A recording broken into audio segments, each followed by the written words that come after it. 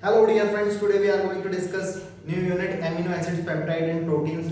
तो amino acids, peptide, protein के पहले पार्ट पे हम आज हैं तो हम समझते हैं पहले amino acids क्या होते हैं। तो amino acids हमें नाम से क्लियर है कि ये आपके पास ऐसे ऑर्गेनिक कंपाउंड जिसमें एमिनो फंक्शनल ग्रुप और एसिड फंक्शनल ग्रुप प्रेजेंट होते हैं। एमिनो बोले तो NH2 और कार्बोनिक एसिड बोले तो COOH फंक्शनल ग्रुप जिनमें प्रेजेंट होते हैं। ऐसे ऑर्गेनिक कंपाउंड्स को एमिनो एसिड्स कहते हैं। For examples NH2, CH2, COOH amino acids. इसमें NH2 एमीन ग्रुप भी है और इसमें COOH कार्बोक्सिलिक एसिड ग्रुप भी है। तो ऐसे कंपाउंड को एमिनो एसिड्स कहते हैं। ये आपका एमिनो एसिड्स है और इसका एक पर्टिकुलर नाम भी है जिसे हम ग्लाइसिन के नाम से भी जानते हैं। और अगर मैं इसे जनरली एक्सप्लेन करना चाहूँ तो NH2 CHCOOH और यहाँ पर मैंने ये R एल्काइल ग्रुप ले लिया। यहाँ पे एल्काइल भी हो सकता है, कोई H भी हो सकता है। जैसे जैसे यहाँ पर एल्काइल ग्रुप चेंज होता चला जाता है तो एमिनो एसिड्स कन्वर्ट होते हैं। ग्लाइसिन हो जाता है, एलानिन, वैलिन, ट्रिप्टोफेन, टायरोसिन, ऐसे डिफरेंट टाइप के एमिनो एसिड्स हैं और ये इंडिकेटर्स के रूप में इस्तेमाल किए जाते हैं कुछ रिएक्शंस वगैरह में। और ये एमिनो एसिड्स में एमीन और एसिड दोनों फंक्शनल ग्रुप है, वो तो आपको पता चल ही गया होगा। तो those organic compound which contains NH2 amine group and COH group called amino acids. तो अब मैं थोड़ा सा इसके टाइप्स के बारे में बात करूं, टाइप्स ऑफ एमिनो एसिड्स। तो टाइप्स ऑफ एमिनो एसिड्स में मेनली एक तो चलता है आपके पास acidic amino acid. Acidic amino acid किसे कहते हैं? ऐसे एमिनो एसिड जिनमें आपके पास दो या दो से ज्यादा COH ग्रुप होते हैं, CH और ये COOH, एक COH ग्रुप यहाँ पे और एक COH ग्रुप यहाँ पर है।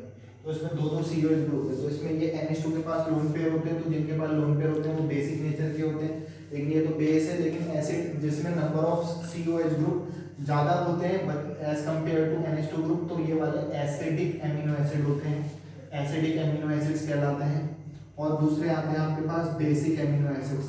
तो बेसिक एमिनो एसिड्स जिसमें बेस NH2 ग्रुप ज़्यादा होते हैं उन्हें बेसिक एमिनो एसिड्स कहते हैं। जैसे आपके पास NH2, CH, NH2 और इधर पे मैंने लगा दिया COH ग्रुप। यहाँ पर आप देख सकते हो कि बेसिक NH2 जिनके पास लोन पेयर होते हैं वो दो हैं और COH के जबकि एक ही है, तो बेसिक ग्रुप यहाँ पर दो हैं, इसलिए ये बेसिक एमिनो एसिड्स कहलाते हैं। तो एक तो acidic amino acid, basic amino acid.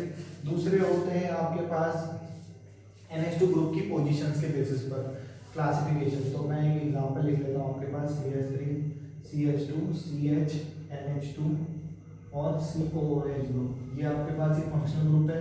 और हमें पता है कि इन दोनों फंक्शनल ग्रुप में प्रायोरिटी ऑर्डर IUPAC में बताया था कि कार्बोक्सिलिक एसिड बड़ा फंक्शनल ग्रुप है। इसी के हिसाब से पोजीशंस वगैरह देखी जाती है। तो इसके पड़ोस वाले कार्बन को अल्फा, ये उससे बीटा और ये वाले गामा। तो अल्फा पोजीशन पे NH2 ग्रुप लगा हुआ है, तो ऐसे एमिनो एसिड ग्रुप कहते हैं अल्फा एमिनो एसिड्स।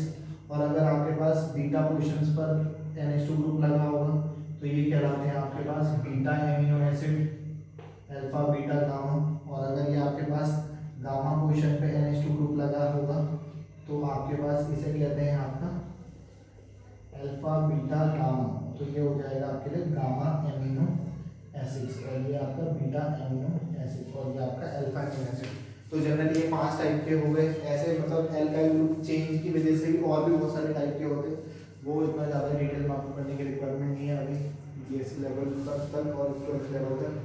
और ये एक बायोमोलिक्यूल है, ये क्लास 12 का भी एक टॉपिक है और इसे हम बायोमोलिक्यूल वाली यूनिट में डिस्कस करते हैं। तो बायोमोलिक्यूल्स किसे कहते हैं? बायो का मतलब होता है आपका लाइफ। तो हम जब कभी भी किसी भी चीज़ों की लाइफ के बारे में स्टडी करते हैं तो वो आपका बायोलॉजी कहलाता है। जैसे हम बात करते हैं प्लांट्स की लाइफ के बारे में, तो प्लांट्स की लाइफ में स्टडी करते हैं तो उसे बॉटनी कहते हैं पर्टिकुलरली। और हम अगर जानवरों की लाइफ के बारे में स्टडी करते हैं तो हम पर्टिकुलरली जूलॉजी में स्टडी करते हैं, जो कि आपके पास बायोलॉजी के ही एक पार्ट है। 2 पार्ट्स हैं, बॉटनी और जूलॉजी। और जूलॉजी जानवरों की स्टडी करना और उनमें सबसे बड़ा जानवर इंसान भी है, तो उनकी भी स्टडी हम जूलॉजी के अंडर में करते हैं। और बाकी ये दोनों सब कुछ मिलाकर के लाइफ है, तो लाइफ साइंस भी कहते हैं। तो ऐसे मॉलिक्यूल जो लाइफ प्रोड्यूस करते हैं या आपके पास बायोलॉजिकल प्रोसेस में यूज़ किए जाते हैं, वो आपका या बायोलॉजिकल सिस्टम में यूज़ किए जाते हैं या उनका कुछ रोल प्ले होता है बायोलॉजिकल लाइफ से रिलेटेड, तो उन्हें बायोमोलिक्यूल्स कहते हैं। तो ये अमीनो एसिड्स भी बायोमॉलिक्यूल्स हैं। ये biomolecules carbohydrate, amino acids, peptides, proteins, ये सब के सब बायोमॉलिक्यूल्स ही होते हैं। ये अपने हमारी लाइफ को कहीं ना कहीं किसी तरीके से प्रोड्यूस कर रहे होते हैं या कहीं ना कहीं हमारी लाइफ में यूजफुल होते हैं। तो अभी हम इसे देखते हैं कि एमिनो एसिड हमारी लाइफ में आगे जाकर देखेंगे कि ये हमारे लिए कितना इंपॉर्टेंट क्यों होता है, कैसे होता है, उसे समझते हैं। के इंपॉर्टेंट टॉपिक पे बात करेंगे, आइसोइलेक्ट्रिक पॉइंट। तो आइसोइलेक्ट्रिक पॉइंट किसे कहते हैं उसे समझते हैं। सबसे पहले आप ये समझो कि आपके पास जो एमिनो एसिड्स होते हैं, जैसे फॉर एग्जांपल ग्लाइसिन का एक एग्जांपल लिख लेता हूँ आपके सामने, COOH, और इसके बाद लोन पेयर है। तो आपको पता है कि कोई भी एमिनो एसिड्स है तो इसमें एक तो एसिडिक वाला फंक्शनल ग्रुप होता है, क्योंकि ये H+ आयन रिलीज करता है, इसलिए एसिडिक नेचर के। बाकी आपको पता है कार्बोक्सिलिक एसिड नाम से भी क्लियर है कि एसिड नेचर के होते हैं। और इसके बाद लोन पेयर है तो ये बेसिक नेचर का होता है, ये बेस की तरह बिहेव करता है। और एसिड का आपको पता है काम क्या होता है कि एसिड जनरली H+ आयन को रिलीज करते हैं, और बेस जो लोन पेयर होते हैं वो अपने लोन पेयर इलेक्ट्रॉन को डोनेट करते हैं, वो बेसिक नेचर के होते हैं। तो यहाँ पर जब हम इसे सॉल्यूशन में रखते हैं तो सॉल्यूशन में रखने पर ये क्या करता है कि आपके पास ये जो है ये अपना H+ आयन रिलीज करता है, और ये लोन पेयर H+ आयन को एक्सट्रैक्ट कर लेता है, और H+ आयन को एक्सट्रैक्ट कर लेता है तो ये NH2 जो है वो आपका NH3 में कन्वर्ट हो जाएगा, क्योंकि इसने अपने लोन पेयर डोनेट किया तो इस पर पॉजिटिव, और क्योंकि इसका H+ गया है तो इस पर नेगेटिव चार्ज आ जाएगा। तो ये आपके पास एक ये बनाता है आपका ज्विटर आयन, इसे कहते हैं ज्विटर आयन। ज्विटर आयन भी एक इंपॉर्टेंट टॉपिक है। जब कोई भी एसिड अपने एमिनो एसिड में से जो carboxylic acid H+ ion release करता है और बेसिक NH2 ग्रुप अपने लोन पेयर से प्रोटॉन को एक्सट्रैक्ट करता है, तो वो जो दो आयन बनाता है उसी को ज्विटर आयन कहते हैं, क्योंकि ज्विट का जो मीनिंग होता है वो डबल से होता है। ज्विट का मतलब ग्रीक वर्ड है, इसका मतलब होता है डबल। तो ये डबल आयन बोलते हैं, डबल आयन बनाता है पॉजिटिव और नेगेटिव, इसलिए इन्हें ज्विटर आयंस भी कहते हैं।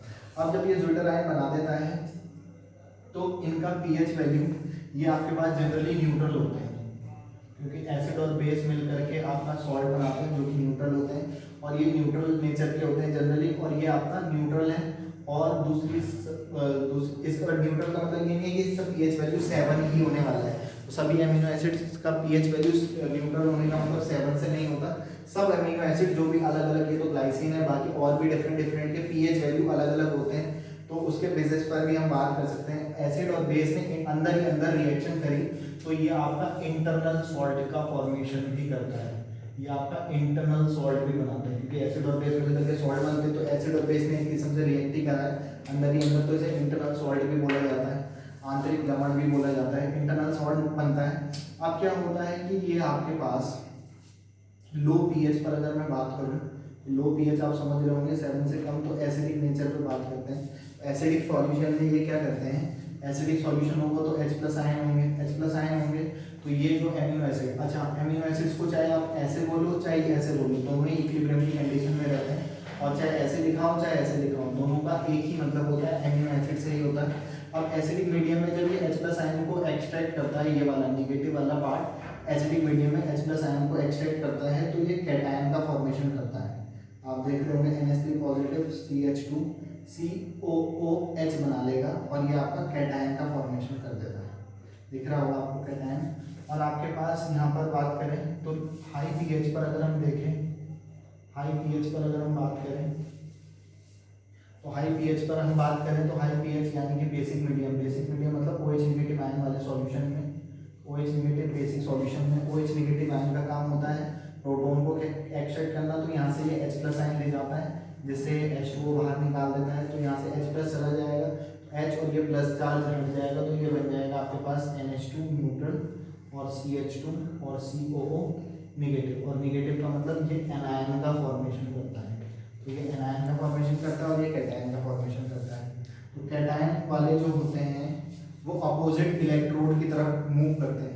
तो डिपेंड करता है आप सेल कौन सा ले रहे हैं। तो लेफ्ट साइड ऑक्सीडेशन होता है, एनोड पर नेगेटिव चार्ज होता है, एनोड पर नेगेटिव चार्ज होता है तो ये एनोड की तरफ मूव करना चाहिए अगर गैल्वेनिक सेल है। लेकिन अगर आपके पास इलेक्ट्रोलिटिक सेल है तो इलेक्ट्रोलिटिक सेल पर एनोड पर पॉजिटिव होता है, तो ये पॉजिटिव वाला निगेटिव कैथोड की तरफ मूव करता है, तो हम लिख सकते हैं मूव टूवर्ड्स कैथोड। लेकिन कैथोड और एनोड में कंफ्यूज मत होना, क्योंकि अलग अलग बुक्स में अलग अलग तरीके से एक्सप्लेन करता है। तो मैं यहाँ सिंपली लिखता हूँ कि ये मूव करते हैं, मूव, ये cation move towards negative electrode, ये निगेटिव इलेक्ट्रोड की तरफ मूव करता है, move towards negative electrode, move towards negative electrode. और ये वाला जो होते हैं तो ये करते हैं आपके move towards positive electrode, move towards positive electrode की तरफ ये निगेटिव वाले मूव करते हैं। तो इसकी कुछ ना कुछ पीएच वैल्यू होगी, इसकी भी कुछ ना कुछ पीएच वैल्यू आएगी। और आपके पास ये अपोजिट इलेक्ट्रोड की तरफ मूव करते हैं, तो अपोजिट आयंस का अपोजिट इलेक्ट्रोड्स की तरफ मूव करना, इस फिनोमिना को इलेक्ट्रोफोरेसिस भी कहते हैं।